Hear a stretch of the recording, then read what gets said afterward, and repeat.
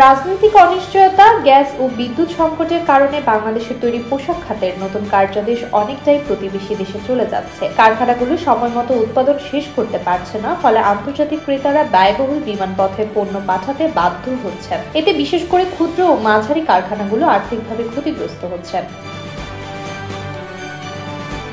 গতকাল রবিবার রাজধানীর সোনারগাঁও হোটেলে Bangladesh garments buying house association BGBA আয়োজিত বর্তমান চ্যালেঞ্জ ও করণীয় শীর্ষক সেমিনারে খাত সংশ্লিষ্টরা এই উদ্বেগ প্রকাশ করেন। বক্তারা বলেন, দেশের রাজনৈতিক স্থিতিশীলতা, নিরবিচ্ছিন্ন জ্বালানি সরবরাহ ও দক্ষ অবকাঠামো ছাড়া পোশাক খাতের ভবিষ্যৎ ঝুঁকির মুখে। বিটিএমএ সভাপতি শওকত আজিজ রাসেল বলেন, ঢাকা বিমানবন্দরের সাম্প্রতিক অগ্নিকাণ্ড দেশের ভাবমূর্তির জন্য ক্ষতিকর। নতুন অর্ডারের প্রবাহ ধীরগতি পাচ্ছে। বিজিএমএ এর মহাসচিব সরকারকে 2030 সালের মধ্যে $100 বিলিয়ন রপ্তানি লক্ষ্য অর্জনের জন্য স্পষ্ট রোডম্যাপ প্রণয়নের আহ্বান জানান।